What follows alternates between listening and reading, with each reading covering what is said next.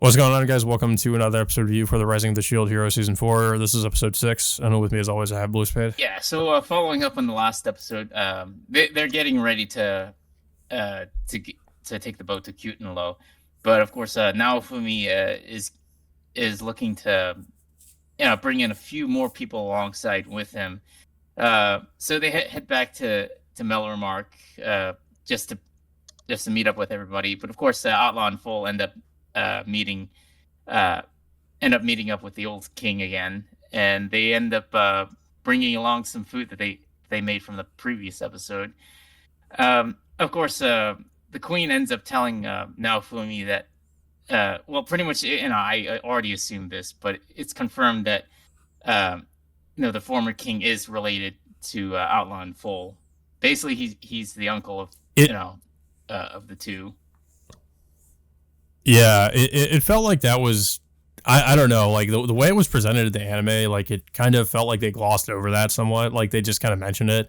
But it felt like that was kind of an important plot point, and I don't know, I kind of figured it would be more of like a dramatic reveal, I guess. But I don't know, maybe it's gone over in more detail in the light novels. But yeah, the way they do in the anime, they just like, yeah, the queen like briefly like mentions that, and then it just feels like they sort of forget it after that, and they just move on with the all the cute and low stuff. In terms of the reveal between Full and Outlaw being related to Alcray, the queen like Naofumi is like wants to really tell them that they're related to him, but the queen shuts him down, like saying that they shouldn't for whatever reason. So I don't know if they'll find out later or not, but it doesn't seem like they'll figure it out anytime soon. Yeah. I mean, maybe that'll come up again later. But we do get head back over to the village, in which Naofumi is looking to recruit at least a few more people to come alongside him to Kutenlo. He asks Itsuki and Ren how they're doing, and I think despite them still being cursed, I think they're still physically capable of fighting alongside him. As for Motoyasu, is they didn't recruit Motoyasu because they don't know that yet, but he's been the one fending off all the Kutenlo assassins while they were away at Selfelt. But of course, what was it? Itsuki's been noticing a lot of a lot of carnage near around the village, but nobody knows it was Motoyasu to begin with. Yeah. So we end up getting caught up with some of the villagers or the different people in Naofumi's village, and I guess just to remind us that those characters exist. I actually completely forgot about is the dog girl, which I guess we were led to believe it was a guy in the previous season. But apparently we get the reveal that it's actually a girl because he shows up in a maid outfit, and Naofumi thinks that he's just become a cross-dresser, but then it gets revealed that it's actually, of course he was actually a she the whole time. And I forget what they were they're trying to sell something, or she was trying to they were trying to get some, I guess, money for the village, and so I mean, well, now and Naofumi was saying that she should stay in the maid outfit in order to, I guess, entice customers. Yeah, I mean, it's kind of now Naofumi's otaku obsession just kicking in as usual, because people forget that before Naofumi arrived in this world, he was an otaku shut-in back then. So he kind of I guess he tries to convince. Oh, I guess he does convince Gil. Well, to be fair, it's kind of easy to forget because I feel like that aspect of his personality just almost never really comes up. As opposed to maybe somebody like for instance Subaru from ReZero, where it feels like we're kind of not constantly, but we're pretty regularly reminded that he has those that he kind of has those tendencies. But but they don't really do it all that well with Naofumi, just due to the fact that he kind of closed himself off with a lot of people, just after he was initially falsely accused of what happened back in episode 1. So that pretty much changed his personality in such a dramatic way that that his otaku side just completely disappeared at that point. I mean, there were a few instances, maybe at least 1 or 2 instances per season that it pops up, but it just doesn't really show up as often as we would like to. Yeah. So basically, after that, now Fumi basically is trying to figure out, as we learned in the last episode, he's trying to figure out who he's going to take with him to Kyuten Low, and since he sees that, I guess Ren has kind of gotten sort of has gotten a good reputation in his village now. That maybe it would be a good idea, I guess, for Ren to stay behind and help protect the village. And then he ended up deciding to, because he figured he would take at least one of the other cardinal heroes with him to Kyuten Low. So he decides on Itsuki, that Itsuki would go with him. And of course they bring Rishio along with them. Yeah. And I think they also bring what was it, that little dragon? What was it? That little Galleon, and I think they also bring. Yeah, that's the other thing. I actually forgot that Galleon could talk. I mean, because he does or I guess I don't know. I thought it was just when he's in his I think it is when he's in his other his dragon or grown up dragon form that he can talk. He had the capability to talk ever since his little incident back at the end of season 3. Yeah, because there was that there was that arc with him. I think where he was he was out of control and they were trying to in a way, I guess, trying to tame him. And then I think the one last person they end up bringing along with them is the blacksmith from Melromark.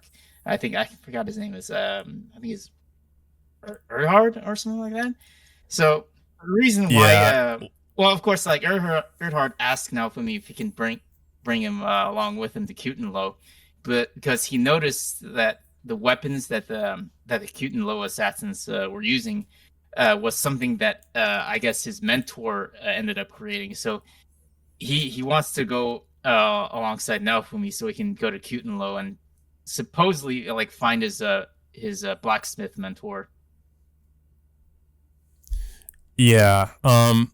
Yeah. So then, shortly after that, they eventually end up setting off to Kyuten Low, and we learned that one of the reasons why I guess that the Kyuten Low is really kind of hard to get to is because I guess you need to have this this kind of magical lantern that guides you there, because I guess without the lantern it's you wouldn't be able to find your way.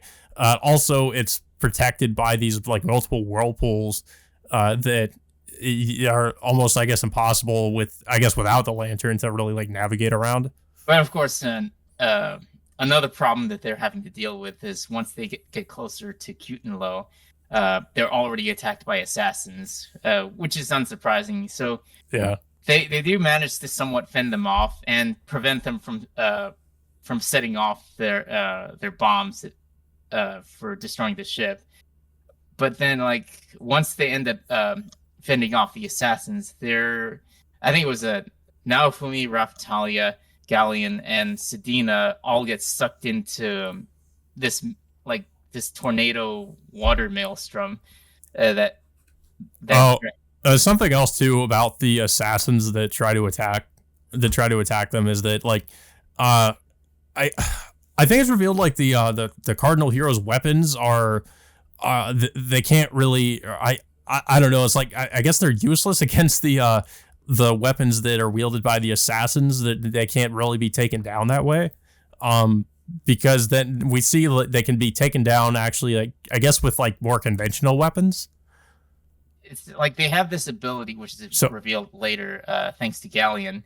They of course Raphtalia, Sedina, and Naofumi alongside Galleon end up washing alongside the shore the shoreline of Cute and Low, Well, and they get sucked into a whirlpool. yeah, and like well, like a tornado whirlpool or whatever that thing was, and then they go up to the shrine. I think it was set up by another dragon that Galleon is aware of, and he mentions that it has this. They have this ability to, I guess, to nullify all the Cardinal Heroes' weapons.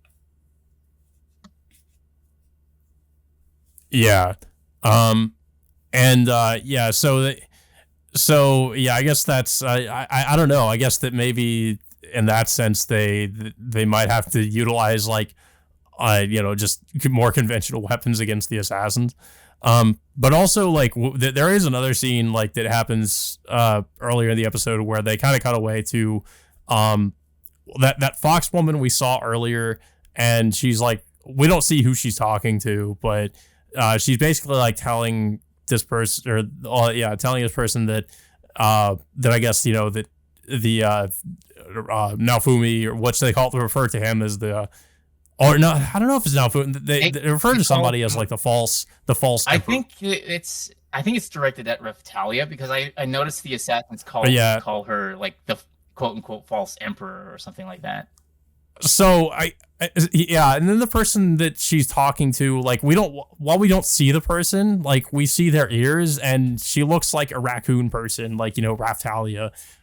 So I mean, I'm wondering if it's maybe like a relative of Raphtalia, and maybe that has a lot to do with like why they're targeting her. But I don't know. I haven't read the light novel, so that's just my assumption, is that maybe that has to do with like why they're going after her. It's not really clear like who they don't really show this person, but this person like.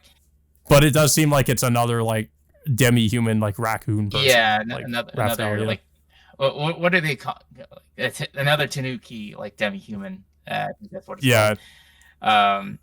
But yeah, so like well, of course, like another thing is we forgot to mention is there's also a barrier that's surrounding the nation, which is preventing like everyone on the ship from landing on the shore. So it's up to Naofumi, Raphtalia, and the others who are on who are already in the nation to take down the barriers, so everybody else can meet up with them. Yeah, and then like we see that they finally actually get to Cute and Low, and it basically, like, I mean, all the times we've seen it basically just looks like essentially like feudal era Japan, except it's like, I guess, covered by sakura cherry trees. There it seems like. We saw there was like that alternate world that Naofumi and the others got trapped in back in season 2. Yeah, it's funny because they did kind of do this already with like with that other world in season 2. Yeah, and of course they're doing something similar with I guess Raphtalia's former hometown, in which is pretty much everything is like almost Japanese inspired. Yeah. But yeah, I thought it was a fairly decent episode for the most part. I mean, at least we finally got to see the I guess Naofumi's village again, and I guess got reminded that those characters exist, because they really haven't had anything to do, and I guess they still really don't have anything to do. But I mean, well, the main thing is that the cardinal heroes are going to, I guess, well, at least like Itsuki is going to play some role in the plot. I guess Ren is going to stay behind. It would be interesting to maybe get to some like cutaways to see whatever Ren is up to at some point. I mean, we know what Moriyasu is doing, but we get reference to Eclair, which of course she hasn't really appeared.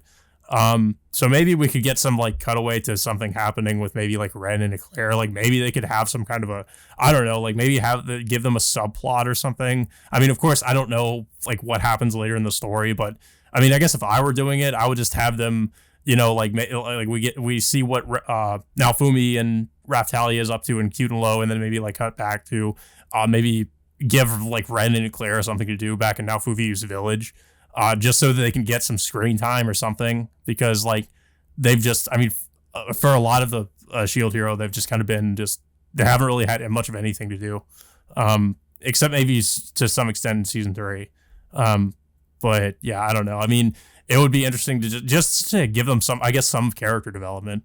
Maybe Itsuki will get some more considering he's actually like actively involved in what's happening. Yeah, I mean, yeah, I definitely like that they're bringing back, like some of the Cardinal heroes back into the main plot. Well, with Itsuki, he's definitely gonna play. I don't know how much of a role he's gonna end up playing, but yeah, it seems like I guess they're gonna continue the storyline where he's gonna start recovering alongside now that Rishi is with him. Yeah. Yeah, I don't know. I just like for them to actually develop more as characters and have something actually like give them something to do.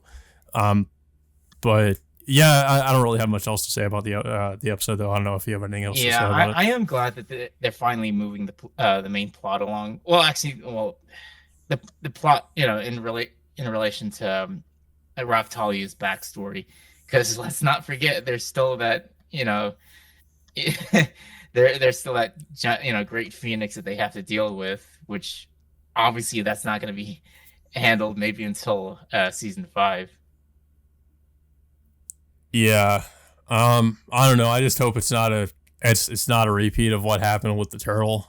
I mean, especially after the turtle, I don't know who really cares about there being like some giant some giant threat, almost like the turtle showing up again. Yeah. But yeah, I guess that all being said, until next time, we will see you all later.